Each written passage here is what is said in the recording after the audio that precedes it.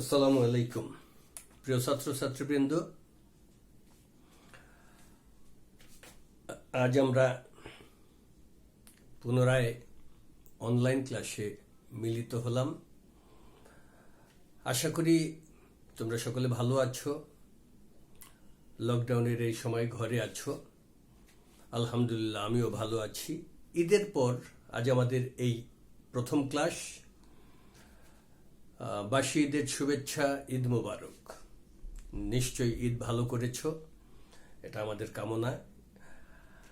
তা আজকে আমরা আধুনিক পদার্থবিজ্ঞানের সূচনার দ্বিতীয় ক্লাসটি নেব। ঈদের পূর্বে আমরা আধুনিক পদার্থবিজ্ঞানের সূচনার প্রথম একটি ক্লাস নিয়েছিলাম। আজকে শুরুতেই আলোচনা করব ভর শক্তি সম্পর্ক নিয়ে। বিজ্ঞানী আইনস্টাইনের থিওরি অফ রিলেটিভিটি অর্থাৎ আপেক্ষিকতার তত্ত্বের বিশেষ স্বীকার্যের সাহায্যে তিনি প্রমাণ করেন যে ভরকে সম্পূর্ণরূপে শক্তিতে রূপান্তরিত করা যায়। ভরকে সম্পূর্ণরূপে শক্তিতে রূপান্তরিত করার যে সূত্র, একে ভর শক্তি সম্পর্ক বলে। ধরি ভর শক্তি সম্পর্ক আজকে আমরা পড়ব। ভর শক্তি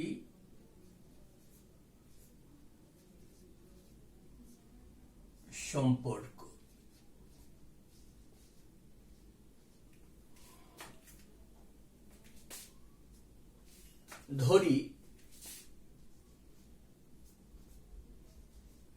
ধরি কোন বস্তুর নিশ্চল ভর, নিশ্চল অর্থাৎ স্থির অবস্থায় ভর, কোন বস্তুর নিশ্চল ভর m0,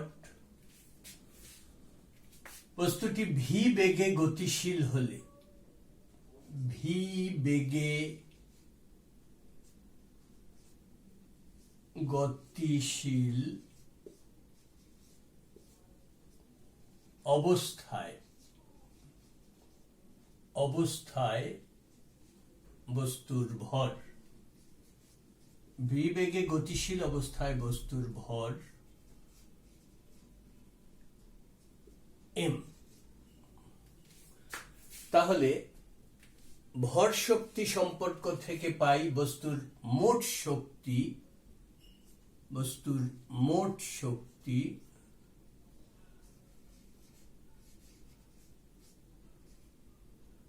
E equal to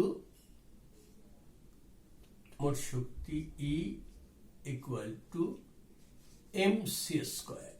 এটি বিখ্যাত ভর শক্তি সমীকরণ। এখানে m ভি বেগে গতিশীল অবস্থায় বস্তুর ভর এবং c আলোর বেগ, আলোর বেগ হলো c, আলোর বেগ c ইকুয়াল টু হলো 3 × 10⁸ মিটার পার সেকেন্ড। এখন যদি বস্তুর নিশ্চল ভর অর্থাৎ স্থির অবস্থায় বস্তুর ভর যদি m হয়, তাহলে বস্তুর নিশ্চল ভর শক্তি বা নিশ্চল শক্তি m0 ইকুয়াল টু হবে E0 ইকুয়াল টু হবে m0 c স্কয়ার। নিশ্চল ভর শক্তি m0 equal to E0 equal to m0 c square. তাহলে আমরা আবার জানি, আবার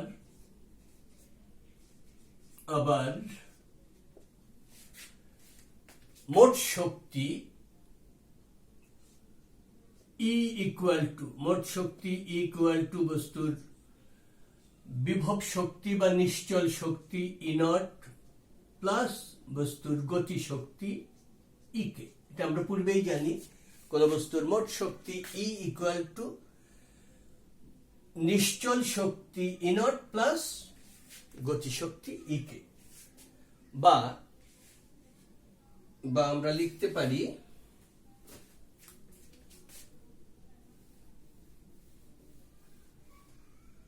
এটি হলো ভর শক্তি সম্পর্ক।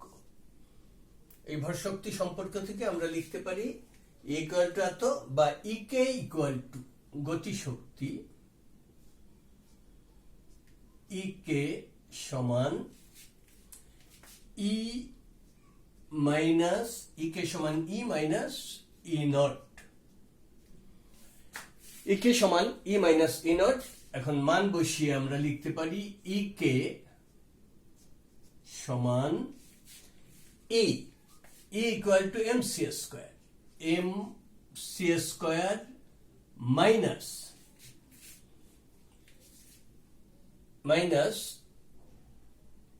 ই naught equal to M naught C square minus M naught C square,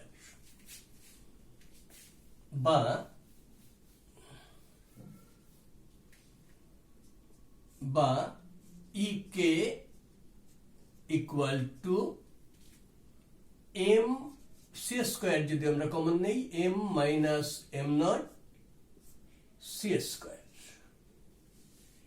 এটি হলো, এটাকে আপেক্ষিকতার গতিশক্তি বা আইনস্টাইনীয় গতিশক্তি বলে।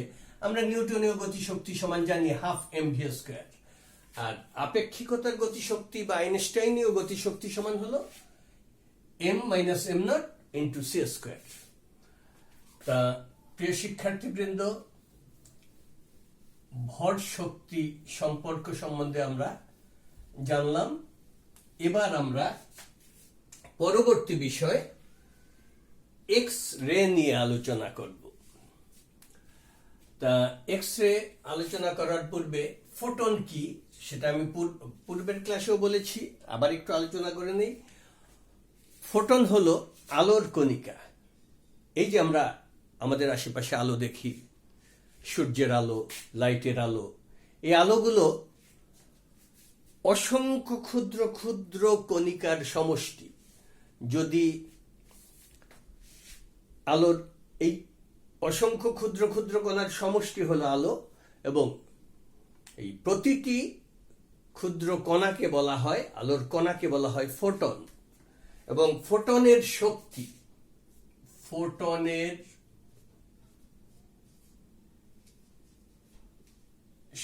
অর্থাৎ আলোর কণার শক্তি, ফোটনের শক্তি E equal to H F. এটা আমরা পূর্বের ক্লাসেও আলোচনা করেছি। E equal to H F, বা E equal to H F equal to হচ্ছে সি বাই ল্যামডা, তাইলে এইচ সি বাই ল্যামডা। এখানে এইচ একে বলা হয় প্লাঙ্কের ধ্রুবক। প্লাঙ্কের ধ্রুবক এইচ এর মান হলো 6.63 into 10 to the power minus 34 joule second একক, আর সে আলোর বেগ। তো ফোটনের শক্তি এত। এখন আমরা এক্স রে নিয়ে আলোচনা করব। এক্স রে কি? দ্রুতগতি সম্পন্ন ইলেকট্রন কোন ধাতব পৃষ্ঠে আপতিত হলে ওই ধাতব পৃষ্ঠ থেকে উচ্চ ভেদন ক্ষমতা সম্পন্ন এক ধরনের রশ্মি নির্গত হয়। এই রশ্মিকে এক্স রশ্মি বা এক্স রে বলে। বিজ্ঞানী রঞ্জেন এই রশ্মি আবিষ্কার করেন, ফলে আবিষ্কারকের নাম অনুসারে এই রশ্মিকে রঞ্জেন রশ্মিও বলা হয়। তাহলে এক্স রে কিভাবে উৎপন্ন হয়? অত্যন্ত তীব্র গতি সম্পন্ন ইলেকট্রন যদি কোনো ধাতব পৃষ্ঠে আঘাত করে, তাহলে ওই ধাতব পৃষ্ঠ থেকে এক্স রে উৎপন্ন হয়। এক্স রে হলো এক ঝাঁক ফোটনের সমাহার, যার শক্তি equal to H C by lambda বা ইকুয়াল টু এইচ এফ। এখন এক্স রে দুই ধরনের হয়ে থাকে। এক্স রে দুই ধরনের হয়। এক নাম্বার কোমল এক্স রে, কোমল এক্স রে, আর 2 হলো কঠিন এক্স রে, কঠিন এক্স রে। কোমল এক্স রে কোনটি? কম বিভব পার্থক্যে যে এক্স রে উৎপন্ন হয় তাকে কোমল এক্স রে বলে, আর অতি উচ্চ বিভব পার্থক্যে উৎপন্ন এক্স রে কে কঠিন এক্স রে বলে। এখন আমরা এক্স রে উৎপাদন সম্পর্কে সংক্ষিপ্ত আলোচনা করব।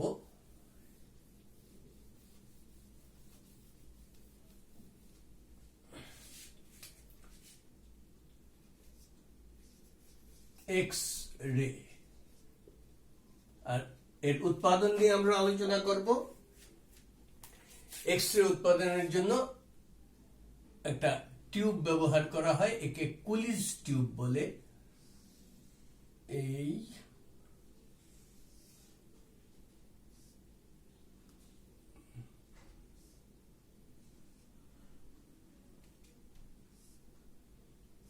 টিউবের দুটি পার্শ্বনল থাকে। এই টিউবের মধ্যে, টিউবের এক প্রান্তে একটা উচ্চ গলনাঙ্কের ধাতব পাত স্থাপন করা হয়।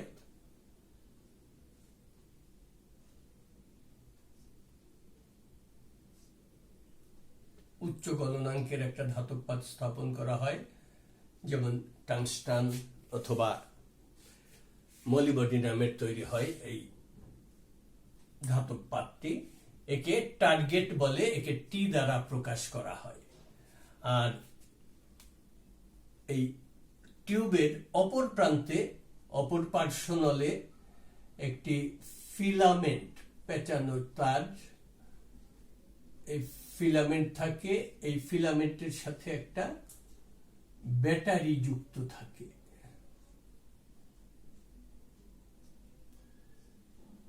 ব্যাটারির মাধ্যমে এই ফিলামেন্টকে উত্তপ্ত করা যায়। আর ফিলামেন্টের ঠিক সামনেই ক্যাথোড হিসাবে একটা পাত থাকে।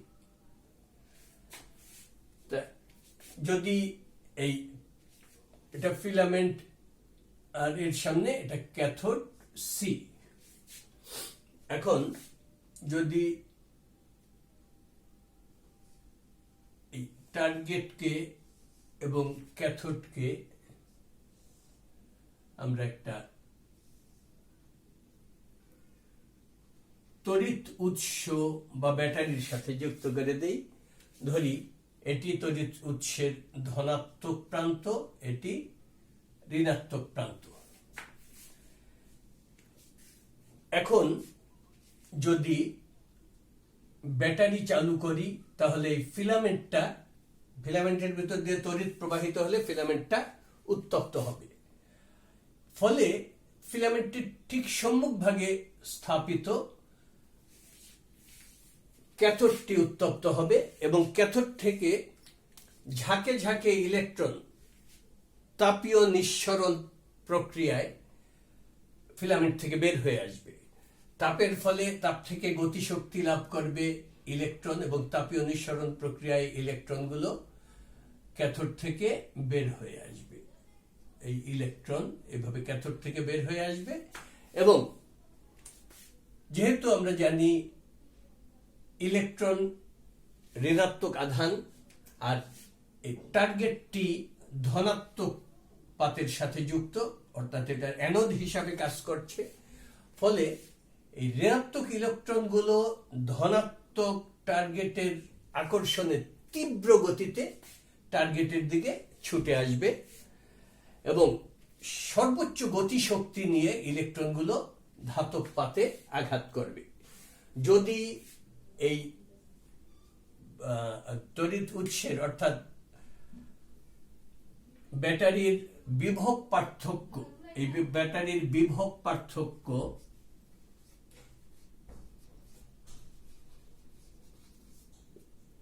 যদি 30,000 থেকে 50,000 ভোল্ট হয়, তাহলে তীব্র গতিতে ইলেকট্রনগুলো টার্গেটে আঘাত করবে এবং টার্গেট থেকে এক্স রশ্মি উৎপন্ন হয়ে এভাবে ঝাঁকে ঝাঁকে এক্স রশ্মি টার্গেট থেকে বের হয়ে আসবে।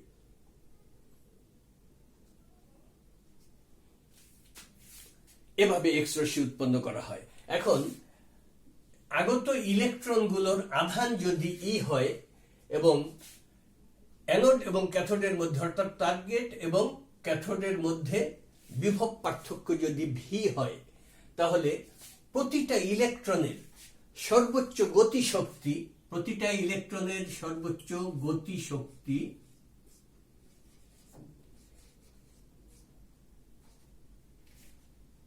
কে ইকুয়াল টু হবে ইভি। ই ইলেকট্রনের আধান, ভি টার্গেট এবং ক্যাথোডের মধ্যবর্তী বিভব পার্থক্য। যদি এই হয় তাহলে প্রতিটা ইলেকট্রনের সর্বোচ্চ গতিশক্তি হবে কে ইকুয়াল টু ইভি। এই সম্পূর্ণ শক্তি শোষণ করে নেবে বা স্থানান্তরিত হবে টার্গেটেড ফোটনে, এবং সম্পূর্ণ শক্তি ফোটনে স্থানান্তরিত হলে এই ইভি শক্তি ফোটন লাভ করবে। তাহলে আমরা জানি ফোটনের শক্তি, আগেই দেখিয়েছি, ফোটনের শক্তি E equal to H F. যেহেতু ইলেকট্রনের শক্তি সর্বোচ্চ শক্তি, সুতরাং ফোটনও সর্বোচ্চ শক্তি লাভ করবে। ই ইকুয়াল টু হবে এইচ এফ ম্যাক্স, কম্পাঙ্ক সর্বোচ্চ হবে H F max.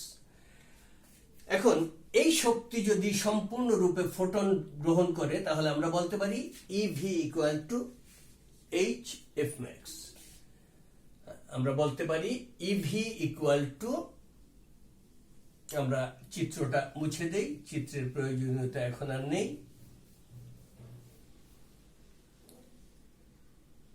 EV equal to হবে H max, H F max, ইলেকট্রনের স্থানান্তরিত শক্তি, ফোটনের শক্তি,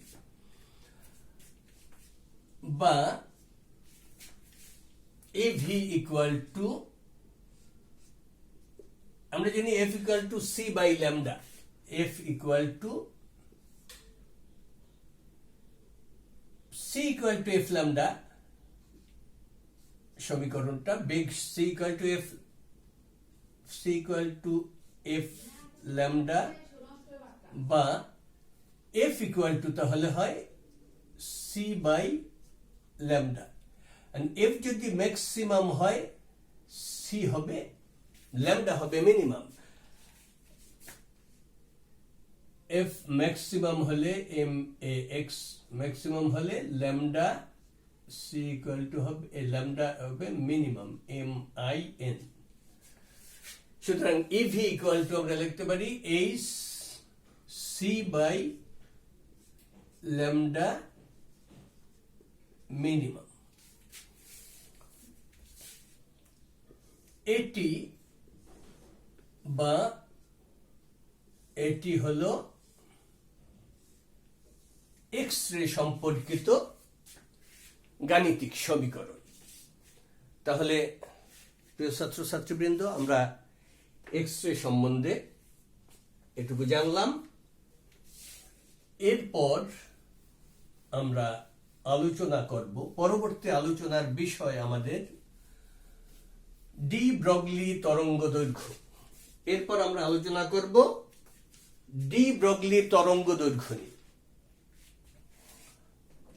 ডি ব্রগলি তরঙ্গ দৈর্ঘ্য কি বা কাকে বলে? প্লাঙ্কের কোয়ান্টাম তত্ত্ব থেকে আমরা জানি যে শক্তি বা বিকিরণের দ্বৈত রূপ রয়েছে, একটি তরঙ্গধর্মী, অপরটি কণাধর্মী। অর্থাৎ শক্তি বা বিকিরণ অর্থাৎ ফোটন তরঙ্গ ধর্ম প্রকাশ করে, একই সাথে কণা ধর্ম প্রকাশ করে। পরবর্তীতে বিজ্ঞানী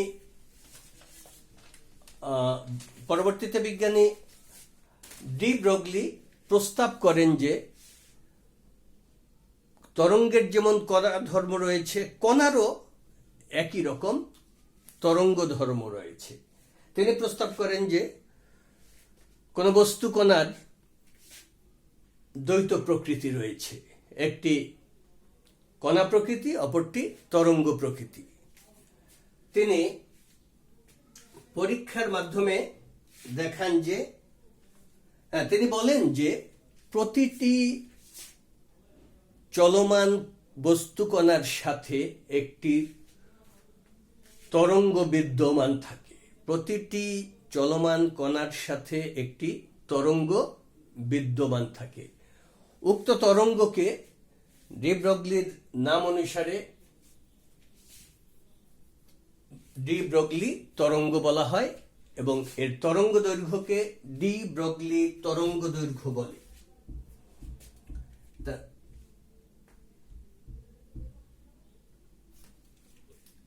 যদি ধরি একটি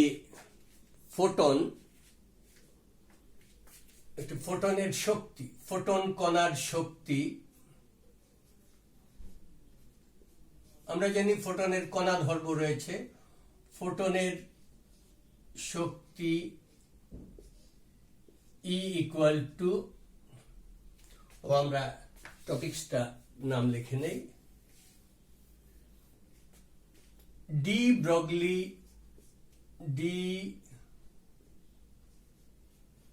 ব্রগলি তরঙ্গ।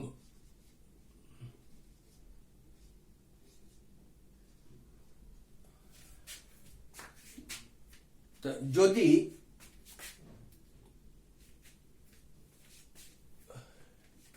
ডি ব্রগলির তত্ত্ব অনুসারে কোন ফোটনের শক্তি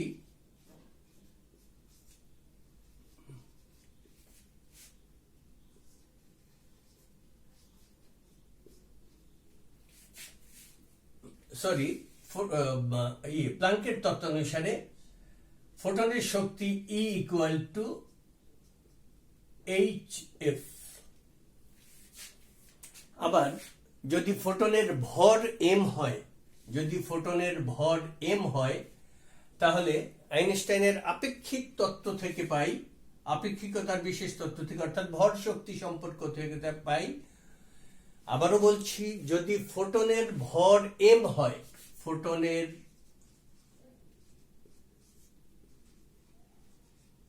ভর m হলে ভর শক্তি সম্পর্ক থেকে পাই E ইকুয়াল টু mc²।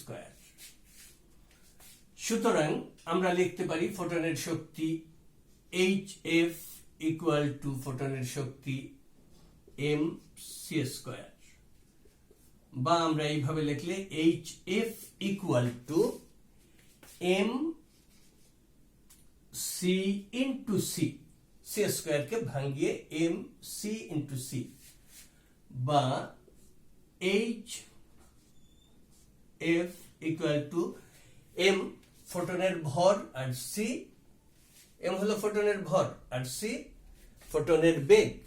তাহলে ভর এবং বেগের গুণফলকে ভরবেগ বলে। mc ইকুয়াল টু আমরা লিখতে পারি p into c,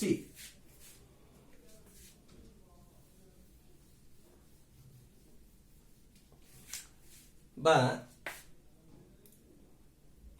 HF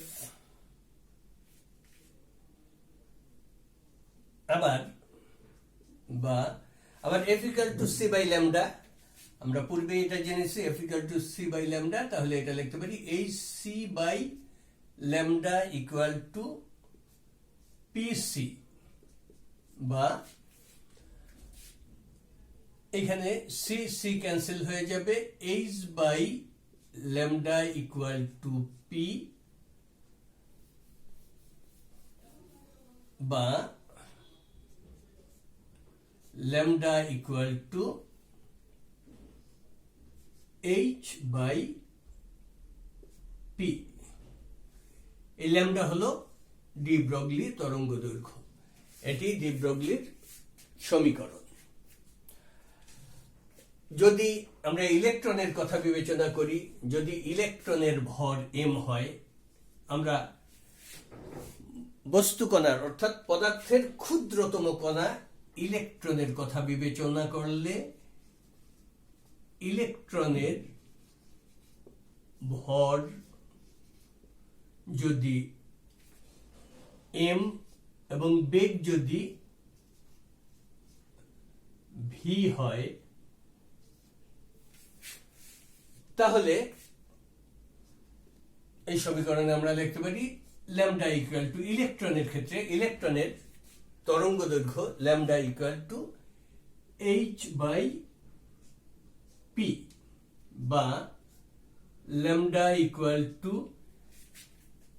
h/p। p হলো ভরবেগ, যেহেতু ইলেকট্রনের ভর m এবং বেগ v, তাই ইলেকট্রনের ক্ষেত্রে p ইকুয়াল টু হবে mv।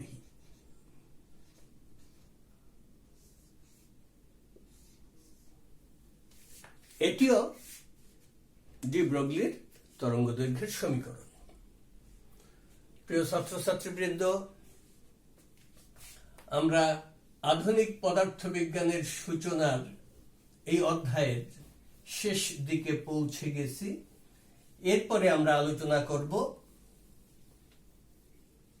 কম্পটন ক্রিয়া। আমাদের এখনকার আলোচনার বিষয় কম্পটন ক্রিয়া। কম্পটন ক্রিয়া কি? কম্পটন ক্রিয়া হলো, বিজ্ঞানী কম্পটন পরীক্ষার মাধ্যমে প্রমাণ করেন বা দেখতে পান যে উচ্চ শক্তি সম্পন্ন ফোটন, উচ্চ শক্তি সম্পন্ন ফোটন যদি কোনো বস্তু, কোনো উচ্চ শক্তি সম্পন্ন ফোটন যদি কোনো মৌল দ্বারা বিক্ষিপ্ত হয়, তাহলে বিক্ষিপ্ত ফোটনের তরঙ্গ দৈর্ঘ্য আপতিত ফোটনের তরঙ্গ দৈর্ঘ্যের চেয়ে কম হয়। বিক্ষিপ্ত ফোটনের তরঙ্গ দৈর্ঘ্য আপতিত ফোটনের তরঙ্গ দৈর্ঘ্যের চেয়ে বেশি হয়। এই ঘটনাকে কম্পটন ক্রিয়া বলে। আমি আবারও বলছি, উচ্চ শক্তি সম্পন্ন ফোটন কোনো মৌল দ্বারা বিক্ষিপ্ত হলে, অর্থাৎ বাধা পেয়ে বেঁকে গেলে, ওই ফোটনের আপতিত তরঙ্গ দৈর্ঘ্য ওই ফোটনের বিক্ষিপ্ত তরঙ্গ দৈর্ঘ্য আপতিত তরঙ্গ দৈর্ঘ্যের চেয়ে বেশি হয়।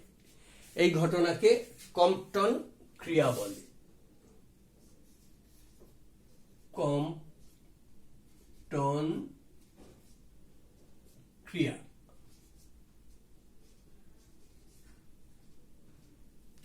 কম্পটন ক্রিয়া বলে। চিত্রের সাহায্যে যদি আমরা এটা বুঝাই, আমি চিত্রটা এঁকে নেই আগে।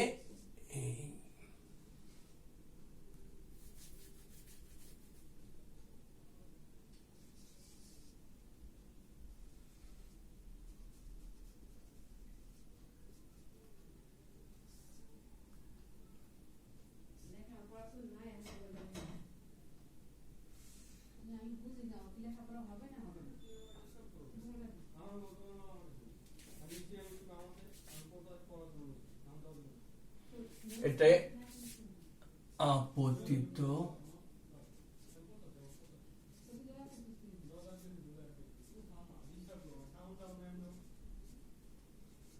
আপতিত ফোটন, এর তরঙ্গ দৈর্ঘ্য ল্যামডা। এটি একটি ইলেকট্রন। এই ইলেকট্রনে সাথে সংঘর্ষ করে বিক্ষিপ্ত হয়ে বেঁকে ফোটনটা ধরি এই দিকে চলে গেল। এটা বিক্ষিপ্ত ফোটন। বিক্ষিপ্ত ফোটন, এর তরঙ্গ দৈর্ঘ্য ল্যামডা প্রাইম। এটা সোজা এক্স অক্ষের দিকে না গিয়ে থিটা কোণে বেঁকে গেছে। এই থিটাকে বলা হয় বিক্ষেপণ কোণ। তাহলে কম্পটন ক্রিয়া আমরা এভাবে ব্যাখ্যা করতে পারি যে একটি ফোটন, ধরি একটা এক্স রশ্মি, ল্যামডা তরঙ্গ দৈর্ঘ্যের একটি এক্স রশ্মি কোনো হালকা মৌল যেমন কার্বন মৌলে আপতিত হলো, এর একটা ইলেকট্রন দ্বারা ফোটনটি বিক্ষিপ্ত হয়ে বেঁকে থিটা কোণে বেঁকে চলে গেল। আপতিত ফোটনের তরঙ্গ দৈর্ঘ্য ল্যামডা এবং বিক্ষিপ্ত ফোটনের তরঙ্গ দৈর্ঘ্য হলো ল্যামডা প্রাইম এবং বিক্ষেপণ কোণ থিটা প্রাইম। যদি এই ইলেকট্রনের নিশ্চল ভর বা স্থির ভর এম নট হয়, তাহলে ইলেকট্রনটা এই আপতিত ফোটন থেকে কিছু শক্তি নিয়ে ইলেকট্রনটা এই দিকে চলে আসবে। এই ইলেকট্রনটা আপতিত ফোটন থেকে কিছু শক্তি নিয়ে এদিকে চলে আসবে। এটা বিক্ষিপ্ত ফোটন, বিক্ষিপ্ত ইলেকট্রন। এটা ফোটন আর এটা বিক্ষিপ্ত ইলেকট্রন। বিক্ষিপ্ত ইলেকট্রন।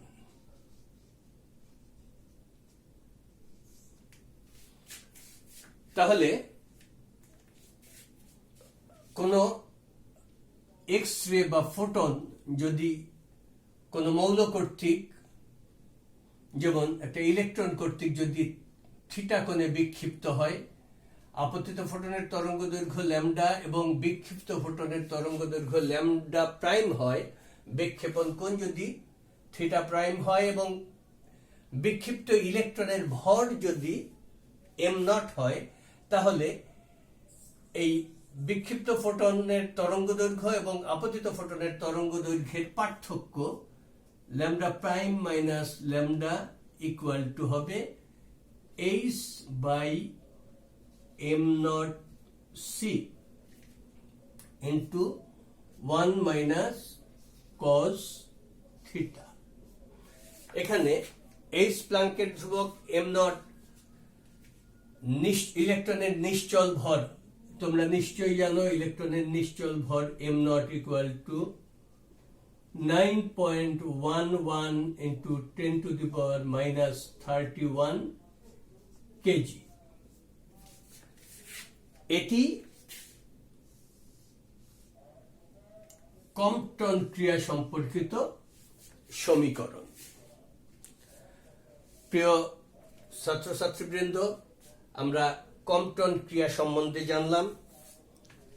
আসলে এ ধরনের ক্লাসে খুব ডিটেলস কথা বলা প্রায় অসম্ভব, কারণ তোমরা প্রশ্ন করলে তার উত্তরে